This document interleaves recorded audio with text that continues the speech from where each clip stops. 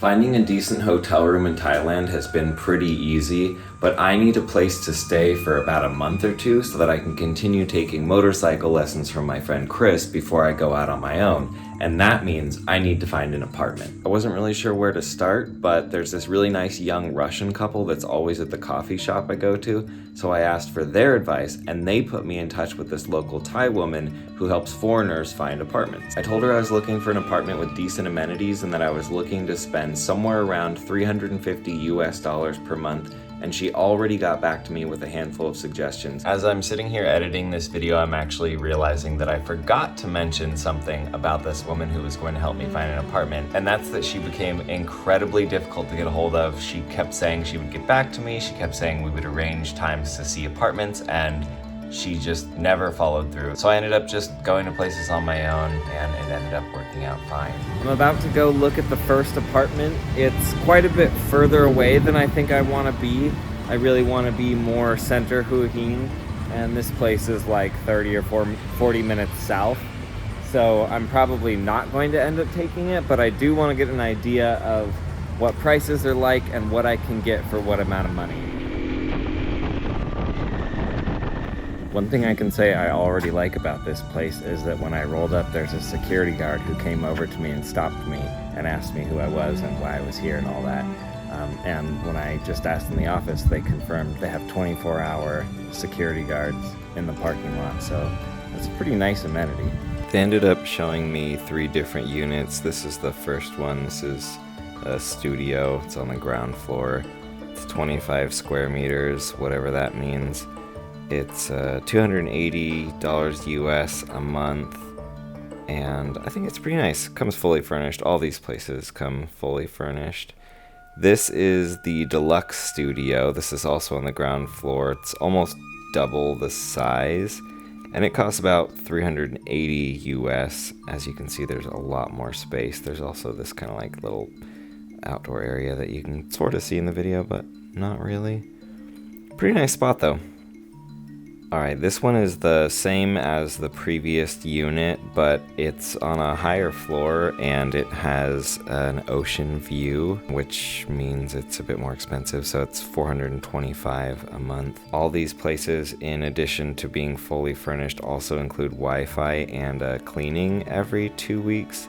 See, here's the ocean view. You can kind of see the ocean. I don't know that I would personally call it an ocean view, even though you can technically see it. They clean the floors, they change the towels, they change the bed sheets. They basically do a whole thing like if you were staying in a hotel room.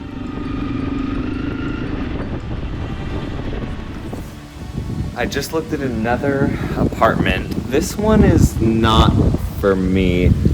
Here's a shot of the hallway.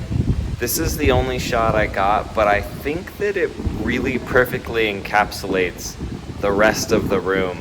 It felt very 1984. It was just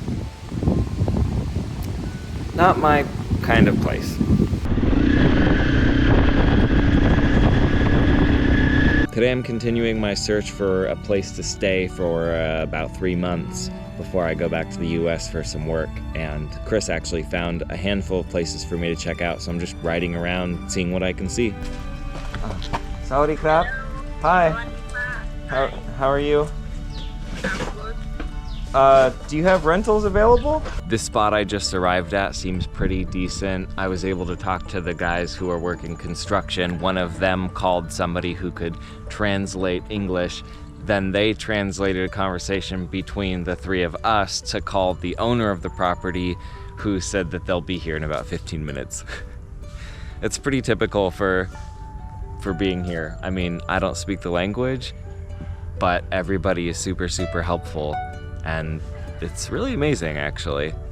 This place is on a beautiful piece of land, but the bathroom and the shower and all that are completely disconnected from the building, which means this is just not an option for me. It was beautiful though. Just as another example of how helpful Thai people are, they told me about some other places I can go to find places to rent. Like, instead of trying to push me into renting their place, they said, go to these other areas, go to this place. They helped me find them on Google Maps. Totally just trying to help me find whatever is best for me, regardless of how it benefits them. It's just such a generous culture. I love it. I think I found my new place to live. I'm really excited. I think this place seems pretty decent. It's in Hua Hin, which is where I want to be. It's near the coffee shop that I like to go to. It's near a vegetarian restaurant that I like to go to.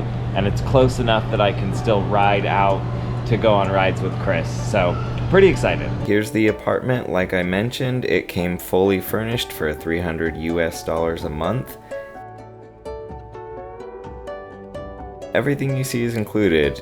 The silverware, the plates, even these silly decorative books that are really cute but funny because people come over and try to open them and there's nothing there.